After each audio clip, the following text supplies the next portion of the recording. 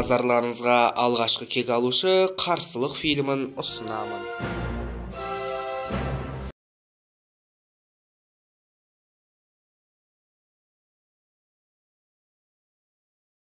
1991 жылы Гидра ұйымы Баки Барнсты капсуладан шығарып, код айтып ұйқысынан тұрғызды.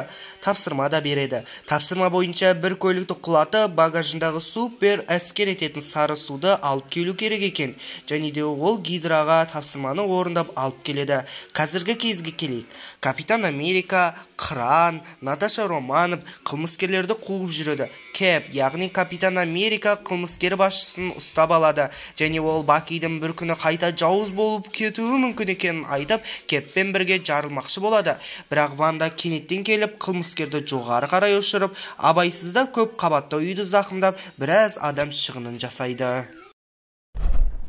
Бұл кезде Тони Старк студенттері алдында сөз сөйлеп, мемлекеттік грантты жарнамалап жатады. Старк кетіп бара жатқанда Заковияда мерт болған балалардың анасы келіп, кек алушыларды кінәлі деп санайтынын айтады. Ванда мен Стив телевизор көріп отыр. Телевизорда Нигерияда болған көп қабатты үйдің жарылысын кек алушылардың кесірі екенін айтып жатады. Стив өзін кінәлі сезініп отырған Ванданы тынышталдырады. Сол кезде штатқа Тони Старк пен генерал Росс та келеді. Және генерал кек алушылардың іс-әрекеттерін көрсетіп, ойланбай шешім қабылдайтынын, артық шығынға алып келетінін айтады. Осы себепті Біріккен ұлттар ұйымының 117 елі кек алушылар тобын мемлекетке бағынуды, бағынбаса заңсыз топ деп тануды қолдап отыр. Генерал Росс оларға осы жайындағы келісімшартты беріп, келіспеуді 3 күнде шешуді айтады.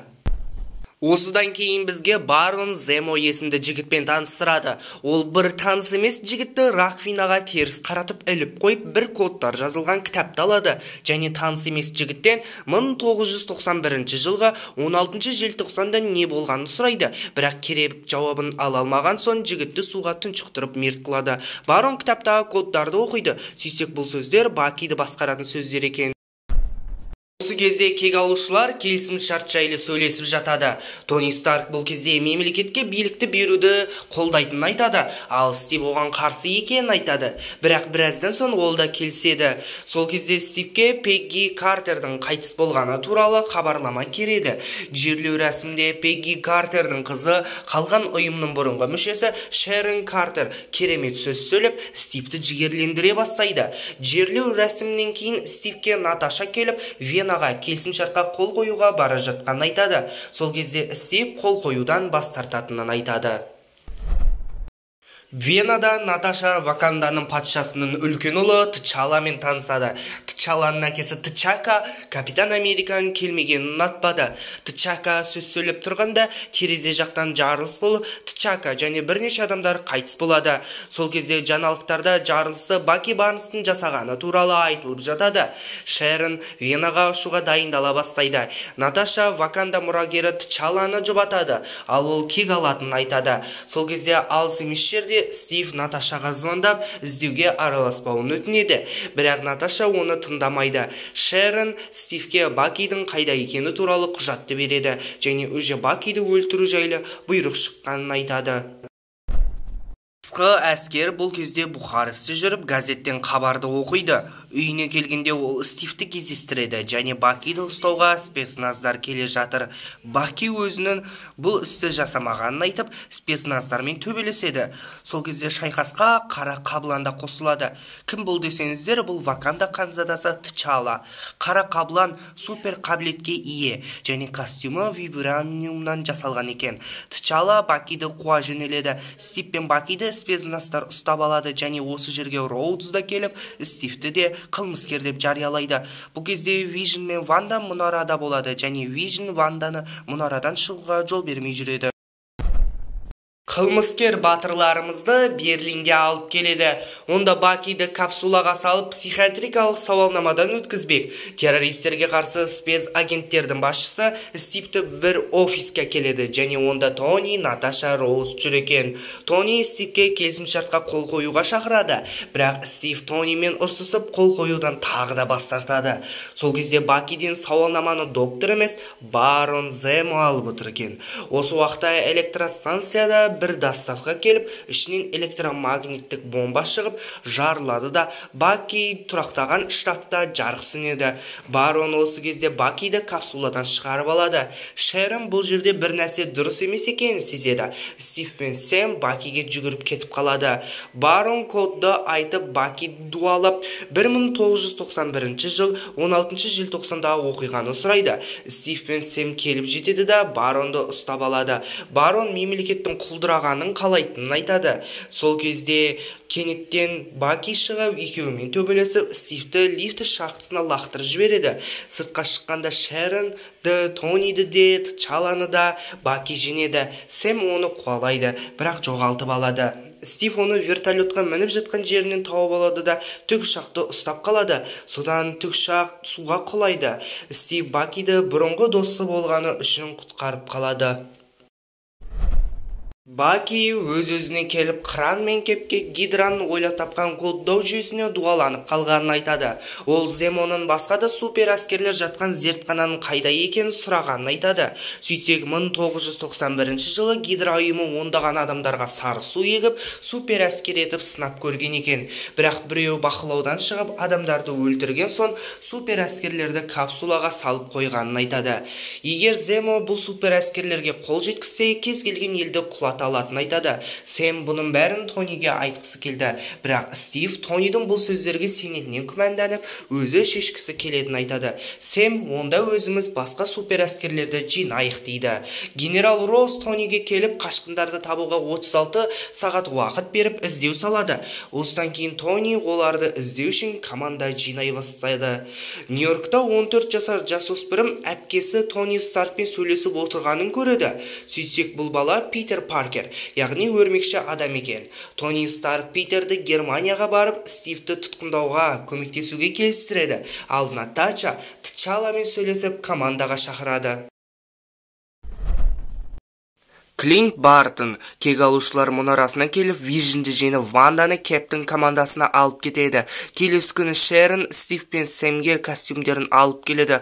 Осыдан Стив Клинт пен Вандамен және құмырсқа адаммен кездеседі. Олардың барлығы ұшаққа мініп кетіп қалғысы келді, бірақ олардың алдынан темір адам, Роудс, Вижн, қара жесір, қара қаблан және өрмекші адам шығып қарсы шығады да шайқас басталады. Наташа Стив пен Бакиге қашуға мүмкіншілік беріп қояды, ал осы уақытта әр қайсысы бір-бірден шайқасып жатыр. Вижн қыранды атып түсірем деп Роудсқа абайсызда тигізіп алады. Сөйтіп Роудс қатты жараланып жерге құлап түседі. Земе болса Ресейде супер әскерлер жатқан капсуланы табады. Осы кезде Тони Бакиден психиатрикалық сауалнаманы алу керек болған доктордың қайтыс болғанын, ал Бакиден сауалнама алған Барон Земо екенін көреді. Бакидің еш кінәсі жоғында біледі. Тони түрмеге келіп бұрынғы достарын көреді. Олар Тониді көргеніне қатты риза болмайды. Сонда ол Сэммен жақсылап сөйлесіп, Стивтің қайда кеткенін біліп алады. Бірақ бұл ақпаратты генерал Россқа айтпай кетіп бара жатқанда ұшақтан шығып кетіп қалады. Бірақ оны аңдып жүрген қара қаблан байқап қояды.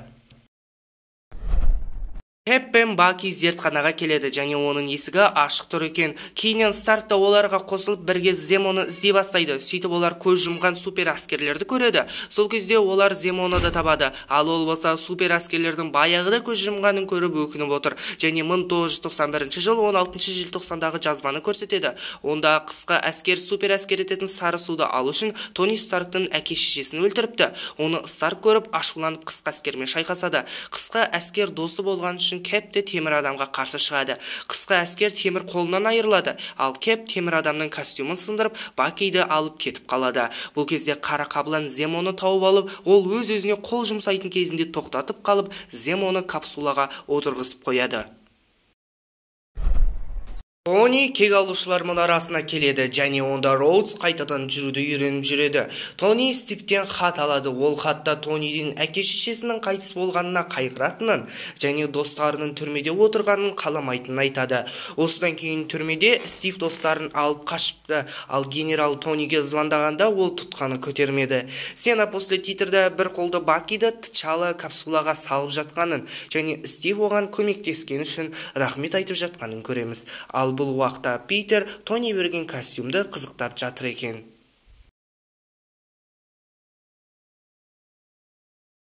Фильмде кранның дроны көрсетілген, және де бұл дрон комикстерде де көрсетілді.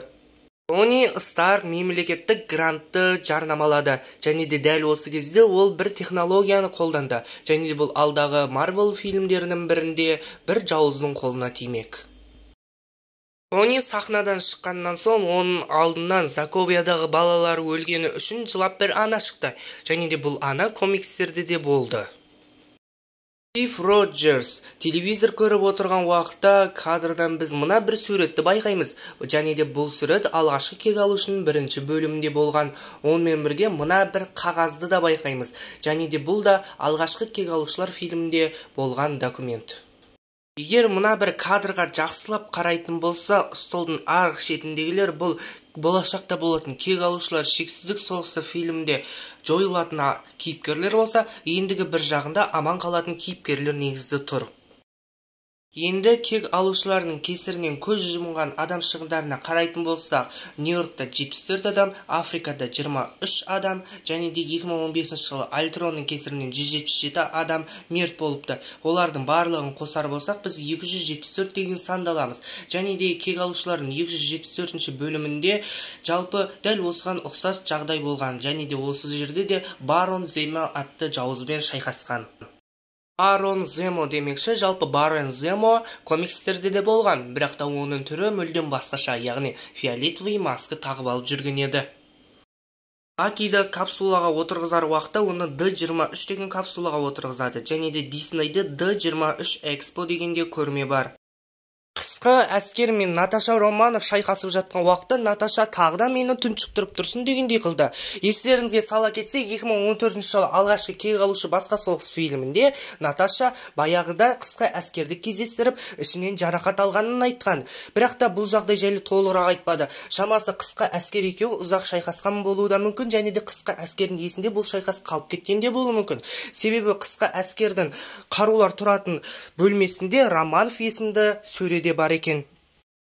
Питер Паркер мектептен шығып бара жатқан уақытта мына бір телефон ұстап отырған қызды байқаймыз, және де бұл қыз фильм режиссері Джо Руссоның қызы.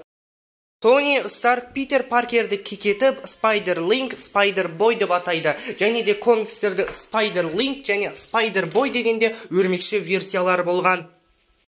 Наташа Романов Тчаламен кездесіп жатқан уақытта оның көлігінде BTSP деген жазуды көреміз, және де бұл қара Тчала Пантера деген сөздің қысқартылған түрі. Шайқас кезінде құмырсқа адам Клинт Бардының жебесіне отырады, және де бұл көрініс комикстердің обложкасында да болған еді. Онымен бірге өрмекші адам құмырсқа адамның аяғын байлап жатқан көрініс Жұлдызды соғыстың 5-ші эпизодының көрінісінен алынған. Шайқас кезінде өрмекші адамға сен денеңнен де өрмек шығарасың ба деген сияқты сұрақ қойды. Жалпы бұл Тоби Магуайрдың рөліндегі өрмекші адамға отсылка. Құмырсқа адам темір адамның костюміне кірген уақытта түтін шықты, және де бұл көрініс дәл комикстердегі көріністі қайталап отыр. Бакиден психиатриялық сауалнаманы алу керек болған доктордың бейнесіне қарайтын болсақ, бұл адам жалпы фильмді шығарған режиссердің нақ өзі, ал доктор Броусерт дегеніміз бұл фильмді түсіруге атсалысқан адамдардың бірі.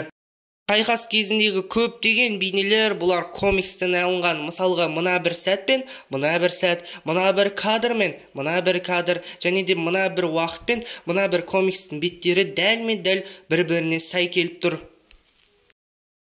Шайқас кезінде Баки қолынан айырылды, және де бұл тағы да Жұлдызды соғысының 5-ші эпизодына ұқсас болып тұр. Онымен бірге мына бір кадрда Кэптің сөзі бұл алғашқы кек алушының 1-ші бөлімдегі сөзді қайталап тұр.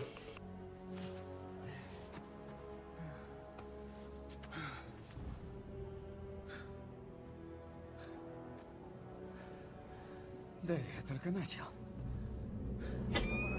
Чудик. Это мы только начали. Фильмде жалпы 2 сцена после титр болды. Бірінші сцена после титр бұл Қара Қабылан фильміне жолдама болса, екіншісі өрмекші адамның 1-ші сериясына жолдама. Онымен бірге біз фильмде өрмекші адам потолокқа гаджетті жаққанын көреміз, және де бұл бейне дәл комикстерде болған еді.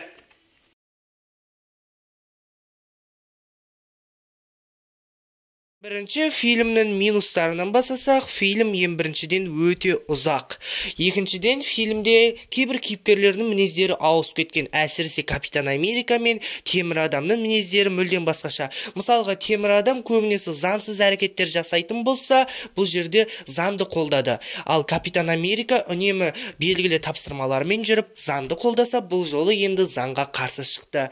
Үшіншіден, фильмде кейбір жауыздардан, кейбір батырлардың не үшін соғысып жаққаны аса қатты логикаға сыймайды. Бірақ та фильмнің плюс жақтары бар. Мысалға, фильм өте қызық. Финалы да, барлық жерде, интригасы да қызық. Спецэффекттер де, және де барлығы, әсіресе Капитан Американың шайқастары. Онымен бірге өрмекші адамның пайда болуы да көптен күткен адамдардың қуанышына келді.